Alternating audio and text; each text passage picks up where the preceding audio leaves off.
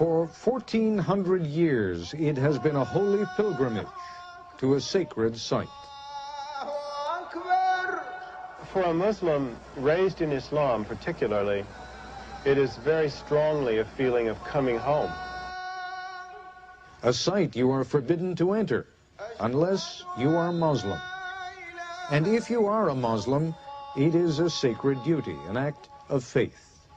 There's a sense of return, which really involves the human heart when you come to Mecca. Tonight, the Hajj, one American's pilgrimage to Mecca.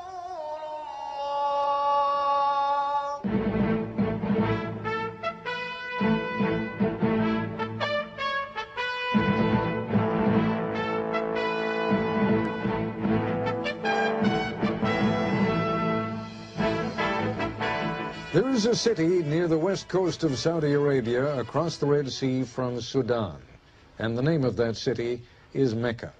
5 times every day, no matter where in the world they are, devout Muslims face in the direction of Mecca to say their prayers. More than 5 million of those Muslims live among us here in the United States. More American Muslims than Jews.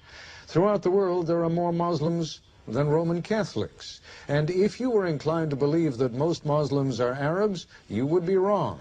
By far the largest number of Muslims come from outside the Middle East, over 150 million from Indonesia alone. At least once in his or her lifetime, every Muslim is expected to make the pilgrimage, or a Hajj, to Mecca. This is the time of year, between the 7th and 12th days of the last month of the Islamic year, when the Hajj is made. Usually, somewhere in the neighborhood of 2 million Muslims come to Mecca each year at this time. And the Saudi government routinely makes pictures of the Hajj available around the world. But for an American reporter to have access to Mecca and the Hajj, he would need to be a Muslim. Which is why we turn to Michael Wolf to take us where no non-Muslim has ever been. Islam means acknowledging the oneness of God, surrendering to it, cooperating with the way things are.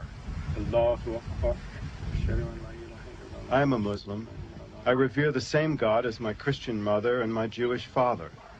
Allah is simply the Arabic word for the God of Abraham, Moses, and Jesus. I find the absence of priests and rabbis attractive. Being a Muslim, God is as near as the veins in my neck. This directness is most apparent on the pilgrimage. You embrace your religion, you take part in a spiritual drama, very public and very personal all at once. The Hajj begins at one of 5 stations specified by the Prophet Muhammad. Here we enter the state of ritual purity called Ihram. For men, the required dress of the Hajj is 2 unstitched lengths of white cotton cloth and a pair of sandals. Women traditionally wear plain forms of their usual dress. The garments are a symbol. The person who wears them agrees not to harm plants and animals or fellow pilgrims. No arguments, no violence. We agree to keep the peace. The garments are a great leveler, too. Who can tell rich from poor? At the start, I have to accept how naked and frail I feel in these bath towels and try to remember what they mean. They're hard to get used to at first because, in a way, they put an end to my everyday identity.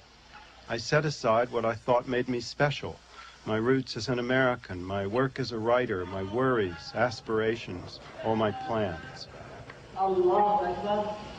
Here I join people from all over the earth, all these human beings drawn at the same time simply by the call of an idea, by the oneness of God. Pilgrims recite a special set of verses, announcing their readiness to serve God.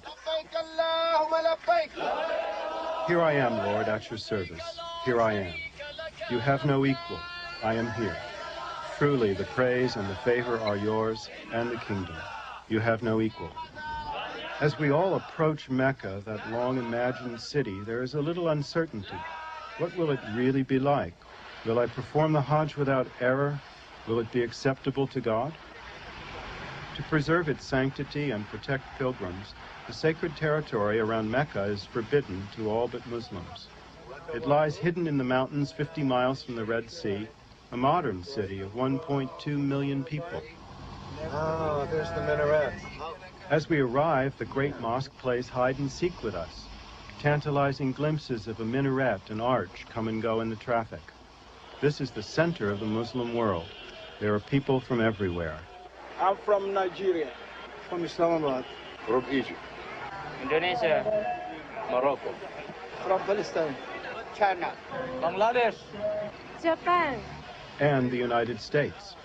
I meet a group of American servicemen, Muslims, many of them veterans of the Gulf War 6 years ago. Here in Mecca, that conflict seems so distant.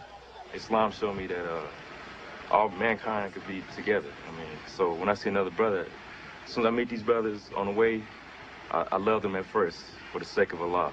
This is something that America could learn from this situation, from this religious experience, that all of mankind can get along.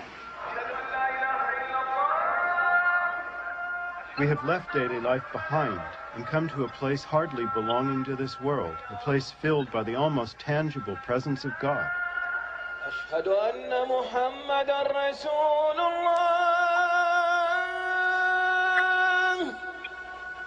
All their lives in mosques around the world, Muslims have formed into straight rows to face the Kaaba. Now, and only in Mecca, these prayer lines become circular.